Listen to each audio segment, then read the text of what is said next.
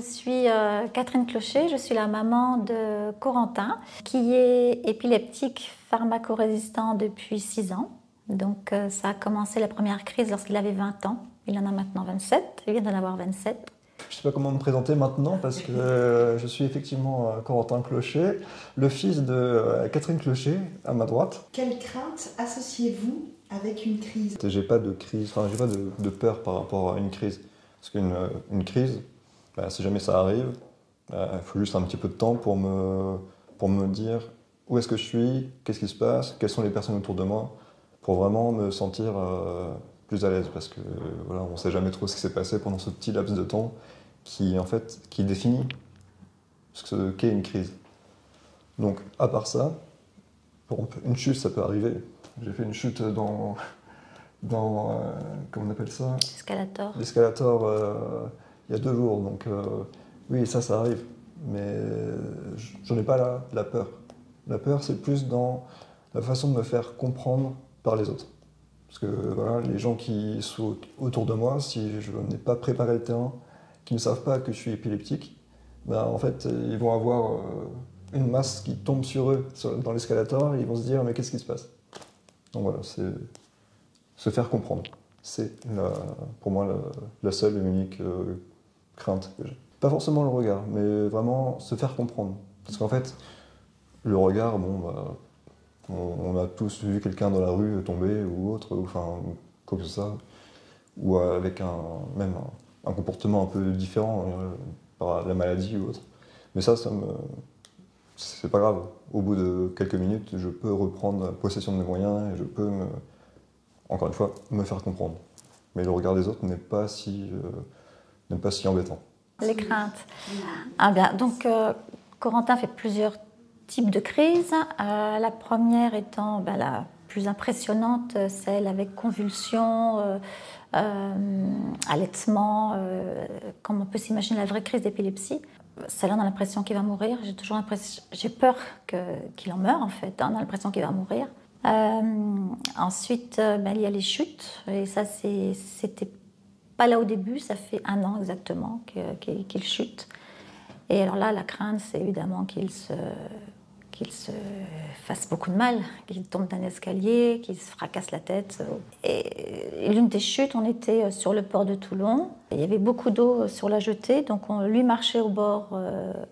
Moi, j'étais plutôt le long des maisons. Et tout d'un coup, j'entends « Il est à l'eau, il est tombé, il est tombé !» Et je regarde, plus de Corentin. Il était tombé dans l'eau, inconscient. Et ce sont des passants qui l'ont récupéré, hissé, l'ont sorti de l'eau en le hissant. Il était toujours inconscient. Si ces gens n'avaient pas été là, il aurait pu se noyer. Heureusement, on est tombé sur des gens charmants, vraiment charmants, qui nous ont invités chez eux, qui nous ont prêté des vêtements pour qu'ils se changent, qui nous ont fait du café. Enfin, on a pu discuter. Ça nous fait beaucoup de bien. Je remercie beaucoup ces personnes-là. Mais donc voilà, c'est des chutes qui pourraient être vraiment graves dans un escalier, dans l'eau donc, pourrait se noyer. Et puis l'autre type de crise, c'était des absences. Tout d'un coup, son regard est fixe, il est complètement déconnecté de la réalité. Et ça peut durer quelques secondes. Alors il a un stimulateur du nerf vague et un aimant pour le stimuler. Donc quand on est à côté, qu'on le voit faire une absence, on le stimule, on met l'aimant sur le stimulateur. Et ça lui arrive aussi dans ces cas-là de lâcher ce qu'il a dans la main. Il a une tasse de café, il a n'importe quoi dans la main, il lâche. Et à ce moment-là, la peur aussi, c'est qu'il y ait un café brûlant, une soupe, quoi que ce soit qui puisse se brûler. Alors justement, dans ces moments-là, en fait, quand je lâche ce que j'ai en main, ou même quand je prends ce petit laps de temps, en fait, je ne sens rien sur moi. Je ne sens pas la chaleur, je ne sens pas le froid, je ne sens vraiment rien. Quand je me suis noyé dans le port de Toulon, j'ai senti le froid, mais seulement après, vraiment, pas pendant la chute, pas pendant beaucoup de temps. J'ai mis vraiment du temps à reprendre conscience. Mais avec des collègues de travail, je me suis renversé du café plusieurs fois. Mais bon, c'est comme ça. Mais tu pourrais avoir la brûlure tout de même si tu ne la ressens pas sur le coup, avoir la brûlure. Est-ce que vous pourriez nous raconter comment vous vivez la crise de votre enfant? Alors, quand c'est une grosse crise avec les convulsions, en général, je hurle.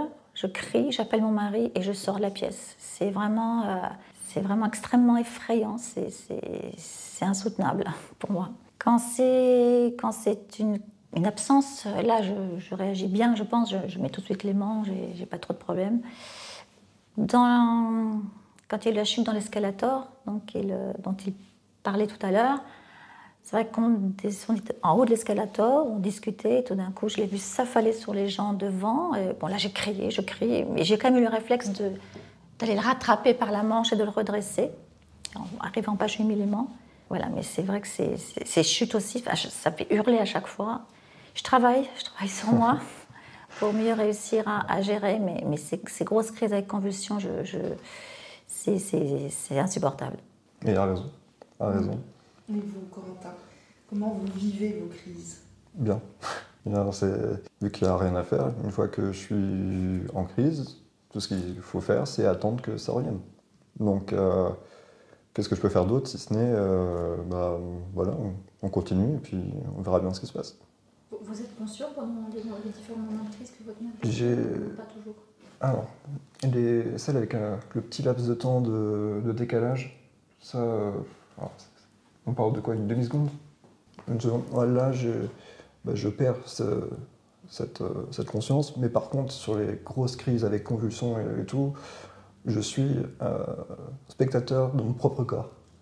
Donc je vois tout ce qui se passe autour de moi, les gens raffolés, notamment, et que ce soit n'importe qui. Je suis conscient, mais je ne suis pas acteur de mon corps. Donc je sais que je me fais mal, la mâchoire, les expressions, tout ce qui est par rapport à la langue. J'ai la langue explosée parce que, comme beaucoup d'épileptiques, quand on fait une crise, on a la mâchoire qui se contracte et d'un coup, ça fait mal sur la langue, effectivement. Et je ne peux pas le contrôler dans ces moments de crise, de forte crise. Mais souvent, il fait une absence et il me dit « Ah, j'ai fait quelque chose là ?» Parce qu'il nous voit le regarder intensément. Et on dit « Ben oui ». Quand il chute aussi, on a entendu du bruit dans sa chambre, on va voir, et il ne se rappelait pas être tombé. Dans le port de Toulon, là, il pensait être tombé dans les flaques d'eau, pas être tombé dans l'eau. Et quand il revient d'une absence comme ça, soit avec l'aimant, ça suffit, il reprend vite contact avec la réalité, mais parfois sa parole est impactée, il a du mal à parler, il a du mal à comprendre ce qu'on lui dit. Donc dans ces cas-là, en général, il nous fait signe, on sait, il va se coucher.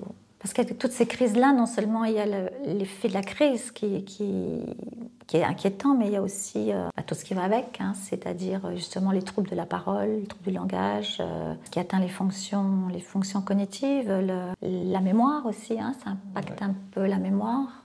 Pour me faire comprendre, encore une fois, c'est quand le langage est impacté, c'est difficile de pouvoir dire clairement les choses ou de pouvoir parler, discuter, échanger aussi.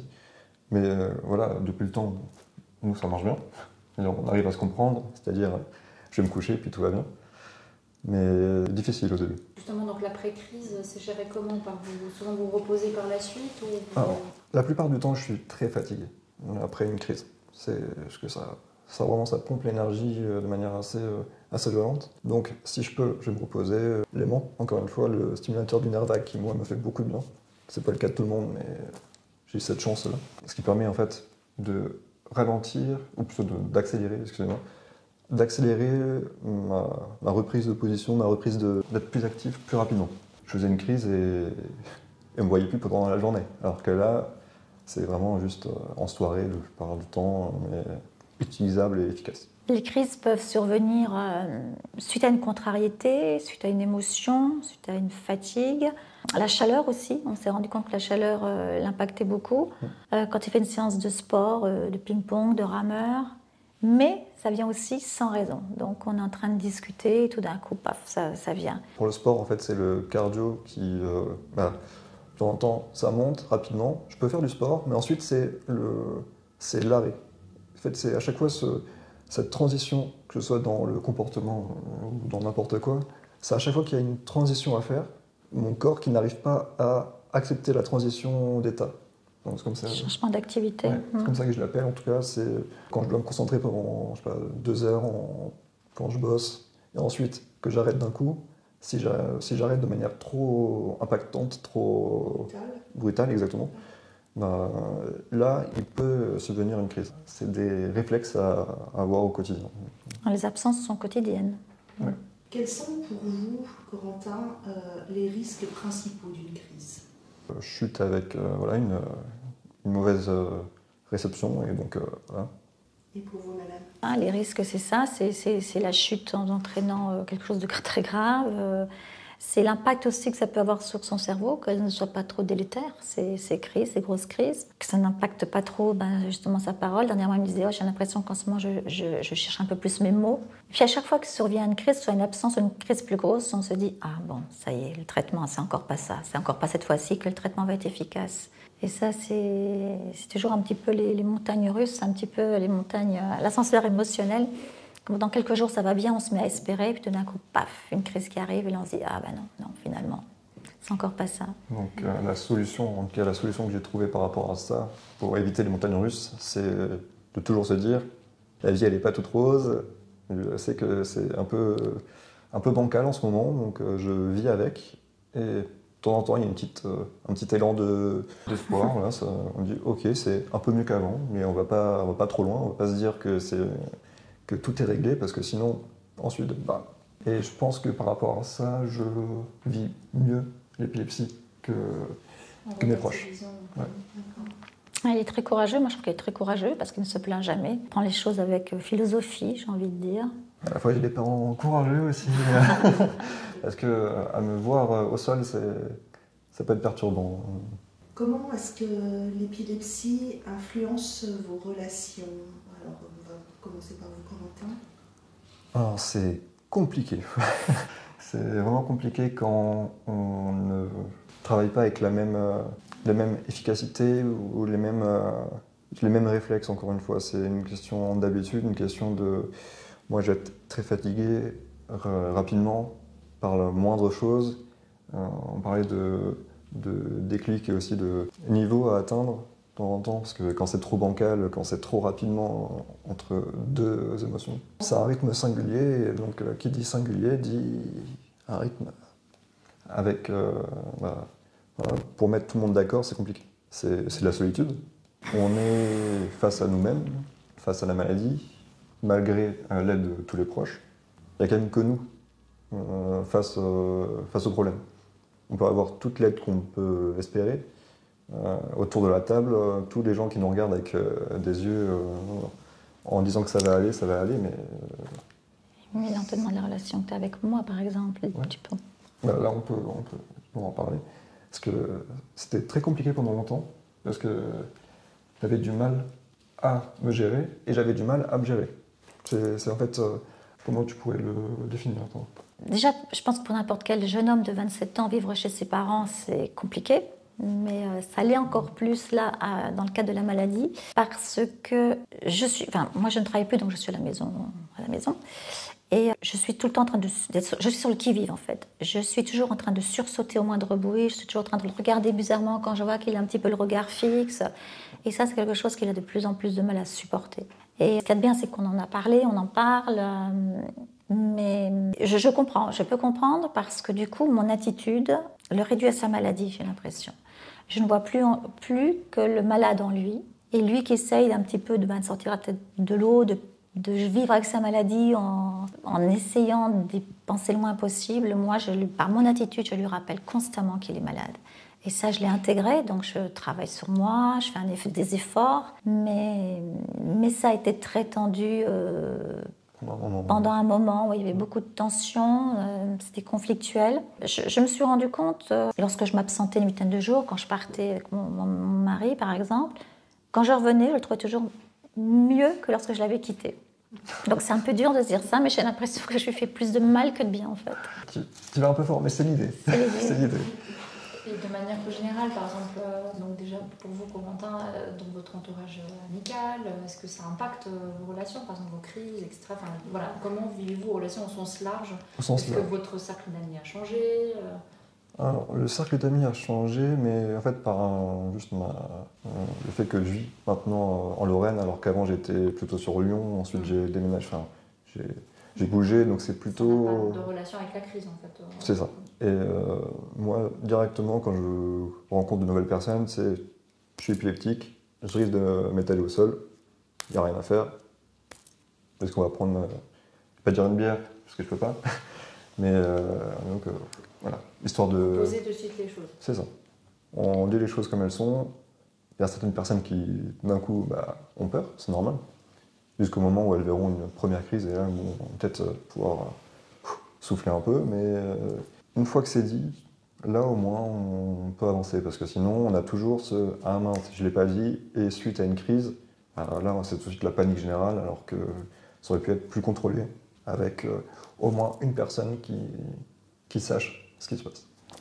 Moi je trouve que ça impacte, la maladie impacte ses relations sociales, parce que justement du fait de la maladie, il n'est plus en études, il ne travaille pas non plus pour l'instant, et du coup, il n'a pas de vie sociale, en fin de compte.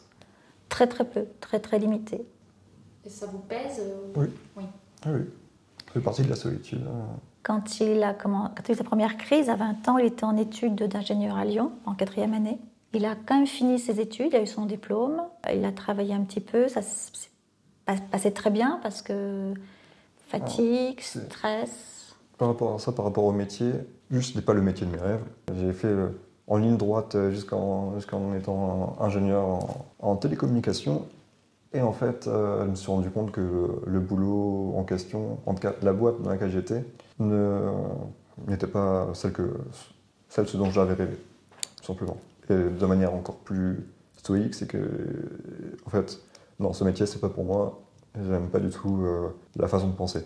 Donc, les sciences, c'est très bien, mais quand c'est les sciences au service de l'argent, voilà, c'est un peu, comment dire... Ça ne correspond pas à vos valeurs. En fait. Voilà, exactement. Ça fait un peu... J'ai l'impression d'être encore un gamin en train de dire ça, et de dire « Ah bah oui, mais j'aime pas l'argent dans le quotidien, j'aime pas penser à ça. » Mais oui, mais c'était quelque chose de trop pesant, en tout cas, dans la boîte dans laquelle j'étais dans le passé. Et c'est à ce moment-là qu'il est revenu à la maison.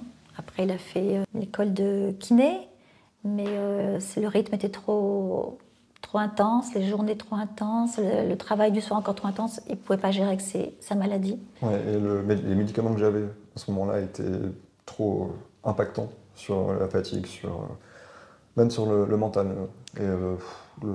C'est quand même physique, il Ah, faut oui. être debout, il faut être... Oui, et puis les heures de cours, plus les heures à apprendre le soir. Et en plus, donc, au bout de 3 mois, il a fait une très très grosse dépression, qui devait couver d'ailleurs depuis longtemps, qu'on n'avait pas vu. Il est revenu à la maison. Au bout de quelques mois, il a suivi une formation de sophrologue. Ouais. Et là, il est en train de suivre une formation d'hypnothérapeute. Et on espère qu'il pourra réussir à... Ouais, j'en ai fait des virages. À en vivre. L'idéal étant qu'il quitte la maison, qu'il se prenne un appartement sur Nancy, sur Metz, pour pouvoir être indépendant, puisque nous, on habite un petit village, très peu de transports en commun, donc... Donc l'autonomie, on y l'autonomie. arrive. Voilà, c'est ça, l'autonomie. Moi, je voulais juste avoir le point de vue de la maman et vous, madame, sur vos relations à vous, quel impact ça a eu de la maladie de votre fille, justement? Alors, les relations avec... De manière large. De manière large. Famille, avec les amis, la vie sociale. Alors, ma vie sociale, mon travail, c'était prévu que je prenne ma retraite, donc ça n'a pas impacté. C'est vrai qu'il y a pu avoir des tensions dans mon couple, aussi bien. J'ai un mari formidable, mais c'est difficile quand on a un enfant malade de réagir. On ne réagit pas de la même façon. Et donc ça, c'est un peu compliqué, j'ai envie de dire. Moi, j'avais envie d'être rassurée tout le temps. Jusqu'au jour où mon mari m'a dit « mais je ne peux pas te rassurer, c'est pas possible ». Et on a réussi à trouver un petit peu une bonne façon de gérer ça ensemble, mais voilà, ça peut avoir effectivement un impact. J'ai peut-être moins envie d'inviter des amis à la maison, parce que je me dis toujours « mais s'il fait une crise, c'est vrai que ça joue aussi ». Quel est l'impact de l'épilepsie sur votre autonomie? Il est vraiment impactant. Je suis pire qu'un petit vieux. Je ne peux pas vivre tout seul, à moins d'être vraiment en ville avec tous les commerces de proximité. Et quand je dis commerce, c'est également la pharmacie, également vraiment. Il faudrait que tout soit autour de moi. Donc dans le village dans lequel je vis, c'est pas possible. Quelque chose de, j'ai envie de dire, bête, mais j'ai le permis, mais je peux pas l'utiliser. Et quand on réfléchit un petit peu sur l'impact de la voiture, juste se dire, on ne peut pas utiliser la voiture au quotidien. Et qu'on essaye de se projeter en se disant, là, le nombre de fois où j'utilise la voiture dans une semaine, qu'on ne peut plus utiliser, on se dit, ah mais oui. Bon, ensuite, on peut regarder sur les transports en commun. Les transports en commun, c'est... Il n'y en a pas dans le village où on habite. En village, celui du matin et celui du soir, c'est vraiment impactant sur l'autonomie. Aujourd'hui, mais par exemple là, on évoquait l'éventuelle possibilité que vous déménagiez dans une ville, peut-être comme Nancy, une ville de taille humaine, avec voilà, des commerces à proximité, avec des transports en commun qui vous permettent éventuellement de vous déplacer. Est-ce que vous craignez quand même voilà, le fait de, si jamais vous avez une crise et que vous tombez dans les pommes, vous faites une crise dans un bus et que les gens... Est-ce que dans ce contexte-là, vous voyez quand même un peu plus... Ça ne me dérangerait pas. Ça me dérangerait pas. Par contre, pour réaliser ça, il faut une source d'économie qui permette justement... Source de revenus. Une source de revenus, pardon. Qui permette de vivre comme ça. Donc, l'idée, moi, me plaît, mais c'est réussir à la réaliser, la mettre en place. Mon objectif principal, c'est vraiment de trouver un travail pour pouvoir ensuite partir de chez mes parents et avoir mon autonomie malgré tous les soucis que la maladie peut engendrer. Alors oui, sur le plan de l'autonomie, comment ça affecte mon autonomie à moi? Alors, j'ai le véhicule, pour ces rendez-vous médicaux, voilà, après ça ne me gêne pas, je ne travaille plus, ça ne me gêne pas. Mais donc il a besoin de moi pour travailler, pour les véhiculer. C'est moi qui gère ces renouvellements d'ordonnances, de médicaments, puisque c'est moi qui vais à la pharmacie les chercher. Comme il est à la maison, je vais à manger, je le nourris. Après, des fois, je me dis que je l'infantilise aussi. Le fait qu'il soit resté à la maison, qu'il soit malade, je pense que j'ai trop tendance à l'infantiliser. Et ça, j'en ai conscience. Donc ça, il faut que je travaille aussi. Mais sinon, je veux dire, vous arrivez quand même à sortir? Je sors quand même. Oui, je sors quand même. Je vais dans la semaine, je vais faire mon sport, je vais me promener. J'essaie de vivre le plus normalement possible. Avec mon mari, le week-end, on fait des activités. Souvent, il ne veut pas venir, il reste à la maison, mais ça ne nous empêche pas de le faire, oui. Il faut qu'on entende les loisirs en termes d'autonomie. Vous avez des activités où vous arrivez à partir en vacances, par exemple, avec ou sans vos parents Pour partir en vacances, c'est toujours la partie... oui, j'ai besoin du taxi pour y aller. Donc, le taxi qui s'appelle Maman. Mais sinon, pour le sport, j'en fais avec mon père. Mais encore une fois, il faut pouvoir aller jusqu'à l'endroit en question. Et du coup, je fais beaucoup plus de sport à la maison. Donc, c'est vélo d'appartement, du rameur, des choses comme ça. Donc, j'aimerais en faire plus. Mais avant, je faisais de l'aviron. J'adorais ça. Mais couler, c'est pas terrible. Donc, je préfère arrêter. Tu peux plus en faire. Il y a des sports comme l'aviron, l'escalade, le cyclisme, tout ça, c'est plus possible. Donc, quand ils vont partir faire du vélo en Alsace ou n'importe quoi, je peux pas prendre le vélo, donc... Mais vous avez le plaisir de rester tout seul à la maison, et là, c'est bon. Vous savez, là, c'est une victoire. Alors, pour les vacances, pour l'instant, quand on part en vacances, on l'emmène avec nous. Enfin, une fois par an, en tout cas. Quand on part en été. Et après, mon mari et moi, on essaie de partir d'autres fois en vacances, mais seul. Voilà. Et je les encourage d'ailleurs. Oui, c'est vrai. Cette maladie-là, il y a, comme on disait, il y a toutes ces crises, ces différents types de crises, mais il y a aussi tout ce qui est autour, c'est-à-dire cette fatigue permanente. Il est constamment fatigué, il se lève tard, il se couche tôt, il fait des siestes.